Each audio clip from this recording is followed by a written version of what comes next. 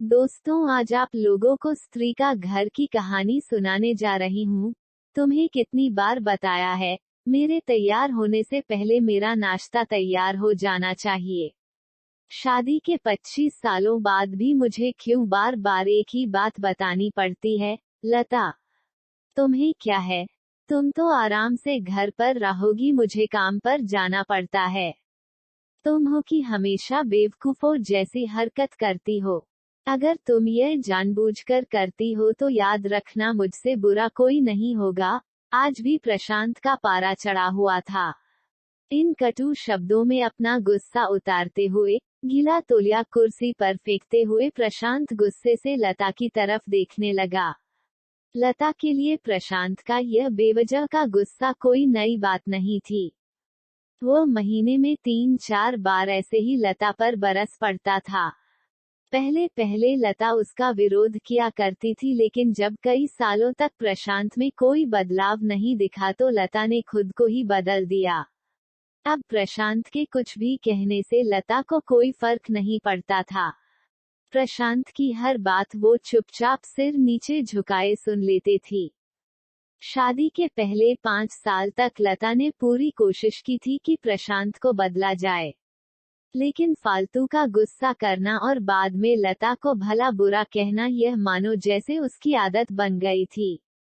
कोई भी वाद विवाद होता तो प्रशांत सीधा लता को बोल देता, अगर मैं तुम्हें अच्छा नहीं लगता तो क्यों नहीं चली जाती अपने मायके? क्यों रहती हो मेरे साथ?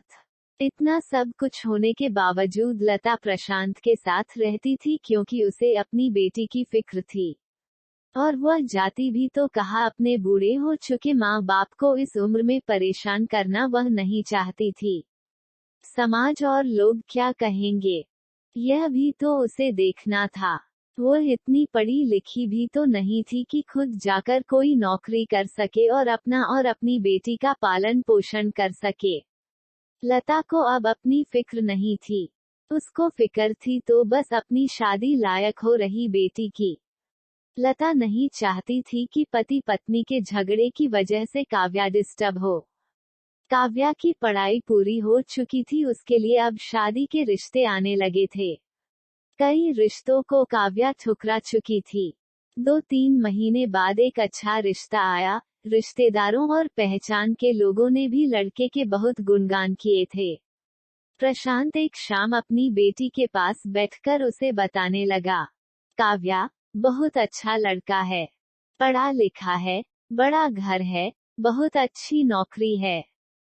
ऐसे रिश्ते बार बार नहीं आते बेटा, इस बार मना मत करना। काव्या अपने पिता से ज्यादा बात नहीं करती थी।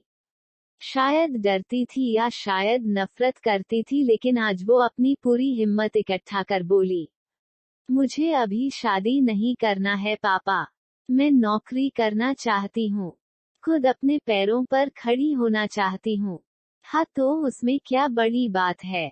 मैंने लड़के से बात की है, वो तुम्हें किसी बात के लिए नहीं रोकेगा। तुम शादी के बाद भी नौकरी कर सकती हो, वो तुम्हें नौकरी के लिए परमिशन दे देगा। प्रशांत बोला, मेरा नौकरी करना या ना करना उसकी परमिशन पर क्यों डिपेंड रहेगा पापा? काव्या ने पूछा, मैं कह रहा हूँ ना, तुम्हें किसी भी चीज की कमी नहीं होगी वहाँ। ऐसे रिश्ते बार बार नहीं आते, इसे ठुकरा मत, बहुत खुश रहोगी तुम वहाँ। प्रशांत बोला, पापा क्या मैं उतनी ही खुश रहूंगी जितनी मम्मी इस घर में खुश है? काव्या ने तंज कसते हुए कहा, आज तुम्हारी जबान कुछ ज्यादा नहीं चल रही। प्रशांत गुस्से से आंखें बड़ी करते हुए बोला, पापा मुझे शादी ही नहीं करनी है, क्योंकि शादी के बाद अगर वह लड़का आपके जैसा निकला तो मैं क्या करूंगी? मुझे आपके जैसा जीवन साथी नहीं चाहिए जो बिना बात के मुझ पर हमेशा चिल्लाए। मुझे कुछ भी अपनी पसंद का लेना हो तो 10 बार सोचना पड़े, कहीं वह नाराज ना हो जाए। मेरी तबीयत कैसी भी हो उसे परवाह ना हो। रोटी थोड़ी सी मोटी बन जाए तो घर सर पर उठा ले। उसकी चेकबुक ना मिले तो भी मेरा ही दोष निकालें, और हर छोटी मोटी बात पर मुझे मायके जाने के लिए कहे। काव्या ने अपना दिल खाली करते हुए पापा से सब कह दिया। प्रशांत का गुस्सा 7वें आसमान पर था, लेकिन उसके मुंह से एक भी शब्द नहीं फूट रहा था। वो काव्या की बातें सुन रहा था। काव्या उतना ही बोलकर चुप नहीं हुई। आज पहली बार वह अपने पापा के सामने इतना कुछ बोल रही थी। पापा, आपने माँ के साथ हमेशा गलत व्यवहार किया है। आप अपने ऑफिस का गुस्सा बिना सोचे समझे माँ पर उतार देते हैं, कभी इस बात की परवाह भी नहीं करते कि उन्हें कैसा लगता होगा। आपकी बातें सुन सुन माँ ने अपना स्वाभिमान खो दिया। प्रशांत आज पहली बार अपने किए बर्तावों को महसूस कर पा रहा था। वो इतना ही बोल पाया, जो तुम्हारा मन है वो करो, मैं तो इतना बुरा हूँ ना। काव्या ने प्रशांत का हाथ पकड़ा और बोली, पापा, मुझे सिर्फ एक सवाल का जवाब दे दो, क्या आप चाहेंगे कि मेरा पति आपके जैसा हो? अगर आपका जवाब हाँ है तो कर दीजिए मेरा रिश्ता आज ही, और ना है तो मुझे आत्मनिर्भर बनने दीजिए। प्रशांत कुछ भी ना बोल पाया और वहां से चुपचाप बाहर चला गया। आज उसे लता के सामने जाने में शर्म आ रही थी। चलते चलते उसकी आंखों से आंसू बह रहे थे। प्रशांत ने आज से अपने आप को बदलने का निश्चय किया। अगले दिन से लता ने अपने पति में काफी बदलाव देखा। वह सोचने लगी कि जो हिम्मत काव्या ने दिखाई है, वो हिम्मत अगर मैं पहले ही दिखा देती तो शायद आज परिस्थिति कुछ और होती। अब काव्या पढ़ लिख कर अच्छी नौकरी करने लगी थी और 3 साल बाद उसके लिए एक अच्छा रिश्ता आया और उसकी विदाई पर प्रशांत बोला, बेटा तू हमेशा खुश रहेगी, क्योंकि तेरा पति तेरे बाप जैसा नहीं है। प्रशांत की यह बात सुनकर लता और काव्या की आंखों से आंसू बहने लगे। दोस्तों, हमारे समाज में औरतों को भले ही देवी का दर्जा दिया जाता है, लेकिन वो स्वतंत्रता नहीं दी जाती जो उन्हें देनी चाहिए। उन्हें बचपन से ही बताया जाता है कि वो पराया धन है। स्कूल से आने में देर हो जाए तो पिटाई मिलती है।